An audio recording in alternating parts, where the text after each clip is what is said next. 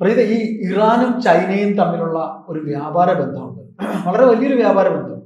അപ്പൊ ഈ വ്യാപാര ബന്ധം നിൽക്കവേ ഈ പറയുന്ന രീതിയിൽ ഇറാൻ ഒരു ആപത്ത് വരുമ്പോൾ ചൈന വെറും ഒരു കാഴ്ചക്കാരനായി നിൽക്കുന്നോ എന്നൊരു സംശയം ലോകരാഷ്ട്രങ്ങൾക്കൊക്കെ തന്നെ.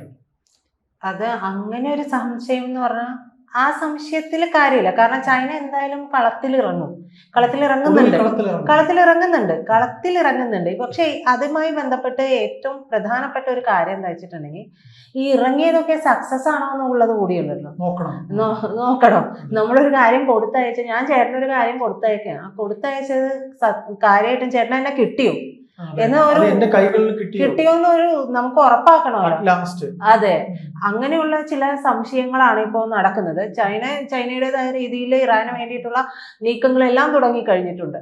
അപ്പോൾ ഇതുമായി ബന്ധപ്പെട്ട് പറയുമ്പോൾ ചൈനയുടെ ആയുധങ്ങൾ തന്നെയാണ് കൊടുത്തയച്ചിട്ടുള്ളത് എന്നാണ് നമുക്ക് കിട്ടുന്ന വിവരം. ആ വിവരം അനുസരിച്ച് ഈ ഒരു ആക്രമണം തുടങ്ങി ഒരു ദിവസത്തിന് ശേഷം, അതായത് ഇറാൻ ഇസ്രയേൽ ആക്രമണമൊക്കെ തുടങ്ങി ഒരു ദിവസത്തിന് ശേഷം തന്നെ നീക്കങ്ങളൊക്കെ ചൈന തുടങ്ങി. ചേട്ടന് അറിയാം, ചൈന വളരെ ഉദാര മനസ്സുള്ള ഒരു രാജ്യമാണ്. അപ്പൊ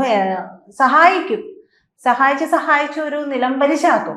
അത്തരത്തിലാണ് ഫണ്ട് കൊടുത്തിട്ടുണ്ട്. നമ്മൾ പറഞ്ഞില്ല, ഒരു 43ഓളം രാജ്യങ്ങൾ കടക്കടിയിലാണ്. ഈ 43 രാജ്യങ്ങളുടെയും കാര്യം കട്ടപ്പോകുകയാണെന്നുള്ളത് അതെ നമ്മൾ സംസാരിച്ചതാണ്. അപ്പോ എന്തായാലും ഒരു ദിവസത്തിന് ശേഷം ഒരു ബോയിങ് 747 വിമാനം ചൈനയിൽ നിന്ന് പുറപ്പെട്ടല്ലോ. അത് ഒന്നാമത്തെയാ. രണ്ടാമത്തത്, തൊട്ടടുത്ത ദിവസം തന്നെ ഇതേ തരത്തിൽ മറ്റൊരു വിമാനം കൂടി പുറപ്പെടുന്നുണ്ട്. അത് കഴിഞ്ഞ് ഒന്നുകൂടി ഒരു വിമാനം കൂടി ഷാങ്ഹായിൽ നിന്ന് ഇറാനിലേക്ക് പുറപ്പെടുന്നുണ്ട്. ഈ പുറപ്പെട്ട വിമാനങ്ങളെല്ലാം ഇറാനിലേക്കുമാണ്. ഇതിലെന്താണ് എന്നുള്ള ഒരു ഊഹാപോഹങ്ങളൊക്കെ നിലനിൽക്കുന്നുണ്ട്. യുദ്ധത്തിന്റെ സാഹചര്യമായതുകൊണ്ട് അതിൻ്റെ ഉള്ളിൽ ഈ പറയുന്നത് പോലുള്ള ആയുധങ്ങളൊക്കെ ആകാം എല്ലാം അതെ സാധ്യതയുള്ളൂ. അപ്പൊ ഈ സാധാരണ ഈ വിമാനങ്ങളൊക്കെ സർക്കാർ കരാറുകൾക്ക് കീഴിലുള്ള ഹെവി ഡ്യൂട്ടി സൈനിക ഉപകരണങ്ങളൊക്കെ കൊണ്ടുപോകാൻ ഉപയോഗിക്കുന്ന വിമാനങ്ങളാണ് ഈ ബോയിങ് 747 എന്ന് പറയുന്ന വിമാനം. ഈ വിമാനം പക്ഷേ ഇറാനിൽ എത്തിയില്ല എന്നുള്ളതാണ് ഇപ്പോഴത്തെ വാർത്തകളൊക്കെ പറയുന്നത്. അതെന്ന് വെച്ച് കഴിഞ്ഞാൽ അതെങ്ങോട്ട് പോയി? ഇറാനിലേക്ക് വിട്ടതാണ്. ഇറാനിലേക്ക് വിട്ടിട്ടുള്ള സാധനം പിന്നെ എവിടെ പോയി എന്നുള്ളത് അന്വേഷിക്കേണ്ട ഒരു ഉത്തരവാദിത്വം ചൈനയ്ക്കുണ്ട്. അതൊരു പക്ഷെ നടക്കുന്നുണ്ടാവും. എന്തായാലും ഈ 3 വിമാനങ്ങളും പോയിട്ടുള്ള ഒരു പാത സമാനമായിട്ടുള്ള പാത തന്നെയാണ്. അപ്പൊ വടക്കൻ ചൈനയ്ക്ക് മുകളിലൂടെ പടിഞ്ഞാറേക്ക് പറക്കുന്നു എന്നാണ് അതിൽ പറയുന്ന വിവരം, റിപ്പോർട്ടിൽ പറയുന്ന വിവരം. അപ്പൊ എന്നിട്ട് കസക്കിസ്ഥാനിലേക്ക് കടക്കുന്നു, പിന്നീട് തെക്ക് വളഞ്ഞ് ഉസ്ബെക്കിസ്ഥാനിലേക്കും ഇത് പോകുന്നുണ്ട്, അത് കഴിഞ്ഞ് തുർക്ക്മെനിസ്ഥാനിലേക്കും പോകുന്നുണ്ട്. പിന്നീടാണ് ആ വഴിയാണ് ഇറാനിലേക്ക് പോകുന്നത് എന്നാണ് പറയുന്നത്. അപ്പൊ ഈ വിമാനങ്ങളെല്ലാം ഈ വഴി പോയി ഇറാന്റെ അടുത്തെത്തുമ്പോ കാണൂല.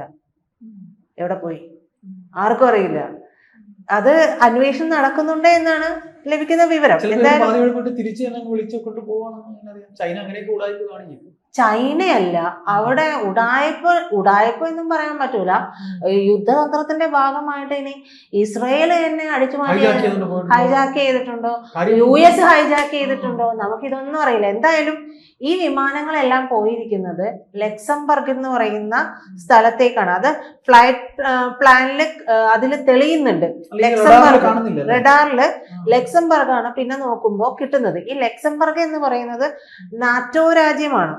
അപ്പോ ഇത് ലക്സംബർഗ് എന്ന് പറയുന്നുണ്ടെങ്കിൽ പോലും മറ്റ് ഭാഗങ്ങളിലേക്കൊന്നും ഇത് റഡാറ് ഇത് എവിടെയാണ് എന്നുള്ള റഡാറിലൊന്നും തെളിയുന്നതുമില്ല. അപ്പോൾ ചൈനയ്ക്ക് വളരെയേറെ ആശങ്കയുണ്ട്, ഇറാനും ആശങ്കയുണ്ട്. പറഞ്ഞ സാധന സമയത്ത് എത്തൂല്ല, അടിയും തുടങ്ങി, ഇനി ഞങ്ങളിത് എന്തുകൊണ്ട് അടിക്കും എന്നുള്ളതാണ്. മിസൈൽസ് ഒരുപാടുണ്ട് ഇറാന്. നമുക്ക് അവരെ മോശം എന്ന് പറയാൻ പറ്റില്ല. ഏറ്റവും അധികം മിസൈൽസ് ഉള്ള രാജ്യം എന്ന് പറയുന്നത് ഇറാനാണ് അത്ര. അത്രമേൽ മിസൈൽസ് ഉണ്ട്. അപ്പൊ അടി എന്ന് പറഞ്ഞാൽ പൊരിഞ്ഞ അടിയാണല്ലോ നടക്കുന്നത്. അപ്പൊ ഈ ആയുധങ്ങൾ തീരുന്നതിനനുസരിച്ച് അത് സ്റ്റോക്ക് കിട്ടിയിട്ടില്ലെങ്കിൽ അത് ഇരു രാജ്യങ്ങളെയും ബാധിക്കുന്നതാണ്. ഒരു രാജ്യത്തല്ല, ഇരു രാജ്യങ്ങളെയും ബാധിക്കും. അപ്പൊ ചൈനയ്ക്ക് എന്തായാലും ഇറാനെ സഹായിക്കേണ്ട അവസ്ഥയുണ്ട്. കാരണം അവരുടെ 90% എണ്ണയും വാങ്ങുന്നത് ചൈനയാണ്. അപ്പോൾ ചൈനയിലെ ഈ പറയുന്ന പോലെ ഇറാനിലുള്ള ആ വാതക പാടശേഖരം തകർത്ത സമയത്ത്, ഏതായിരുന്നു, സൗത്ത് പാർസ് തകർത്ത സമയത്ത് സത്യം പറഞ്ഞ ഇറാനിനേക്കാൾ കൂടുതൽ നെഞ്ചിടിച്ചത് ചൈനയ്ക്കാണ് നെഞ്ചിടിച്ചത്. കാരണം അത്രയും ഓയിൽ അവിടെ നിന്ന് കൊണ്ടുപോകുന്നത്. അപ്പൊ ഇത് എന്ത് ചെയ്യും? ഇറാന്റെ മാത്രമല്ല, ചൈനയുടെയും സാമ്പത്തിക എന്താ പറയാ, വളർച്ചയെ ബാധിക്കുന്ന ഒരു പ്രശ്നമാണ്. അപ്പോ അത് മാത്രമല്ല, ഇപ്പൊ നമുക്ക് പോലും ഓയില്, ഗോൾഡ്, ഇതിന്റെ എല്ലാത്തിന്റെയും വില കൂടിയിരിക്കുന്ന ഒരു സമയം. അപ്പൊ ഈ ഒരു അന്വേഷണം അവിടെ നടക്കുകയാണ്. ചൈനയെ സംബന്ധിച്ച് ചൈനയുടെ ഉള്ളിലും ഒരു ആശങ്കയാണ്, ഇത് ഇസ്രയേൽ ഹൈജാക്ക് ചെയ്തിട്ടുണ്ടോ, അതെ, അതോ ഇനി US ഹൈജാക്ക് ചെയ്തിട്ടുണ്ടോ. ലക്സംബർഗ് എന്ന് പറയുന്ന രാജ്യമാണ്, യൂറോപ്യൻ ഇതിലുള്ള രാജ്യമാണ്. അത് നാറ്റോ രാജ്യം കൂടിയാണ്. നാറ്റോയുമായിട്ട് നോക്കുമ്പോൾ നാറ്റോയുമായിട്ടൊക്കെ ചേർന്ന് പോകുന്ന ഒരു രാജ്യമാണ് ഇസ്രയേലും. അപ്പൊ എങ്ങനെ ഇറാനിലേക്ക് പോകേണ്ട വിമാനം എവിടെ പോയിക്കോട്ടെ, ഇറാനിലേക്ക് പോകേണ്ടതല്ലേ, ഇറാനിലേക്ക് പോകേണ്ട വിമാനം എങ്ങനെയാണ് ലക്സംബർഗിൽ എത്തുന്നത്? അത് വലിയൊരു ചർച്ചാ വിഷയമാകുന്നുണ്ട്. അപ്പൊ ചൈനയ്ക്കും ഈ പറയുന്ന പോലെ അങ്കലാപ്പാണ്, ഇറാനും അങ്കലാപ്പാണ്. ഖമനേയി ആണെങ്കിൽ ബങ്കറിന്റെ ഉള്ളിൽ എന്ന് പറയുന്നതാണ്, നിന്നെയൊക്കെ നശിപ്പിച്ചിട്ടേ ഞാൻ പോവുള്ളൂ എന്ന്. അപ്പൊ US പ്രസിഡന്റ് പറയുകയും ചെയ്യുന്നുണ്ട്, നീ എവിടെ ഇരിക്കുന്നതെന്നുള്ള കാരണവരെ ഞങ്ങൾക്കറിയാം, കൂടുതലും മിണ്ടിക്കഴിഞ്ഞിട്ടുണ്ടെങ്കിൽ അണ്ണാക്കിൽ കൊണ്ടുവന്ന് വെടിപൊട്ടിക്കും എന്നുള്ളതാണ് പറയുന്നത്.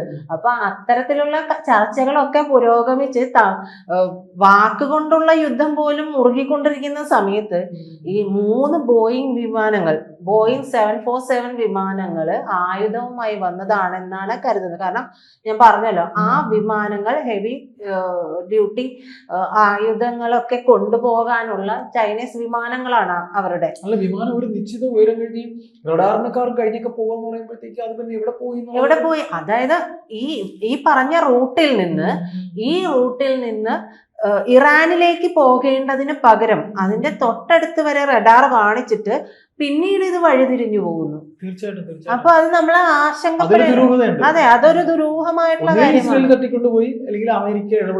അമേരിക്കയുടെ ഇടപെടൽ ഉണ്ടാവും. ഇനി അതിന്റെ ഇടയിൽ വേറെ ആരെങ്കിലും വന്ന് കളിച്ചിട്ടുണ്ടോ എന്നും പറയാൻ പറ്റില്ല. കാരണം എല്ലാവരും അവരവരുടെ ഭാഗം നോക്കിയിട്ട് കളിച്ചോണ്ടിരിക്കുന്ന ഒരു സമയം. കാരണം എല്ലാവരും ആണ് ആ ഒരു അവസ്ഥയാണ്. അപ്പൊ ഇത് ആര് റാഞ്ചി എന്നുള്ള വിവരമൊന്നും എന്തായാലും ഇത് പറയുന്നോടം വരെ വാർത്തയാണ് ശരിക്കും. കാണുന്നില്ല. തീർച്ചയായിട്ടും.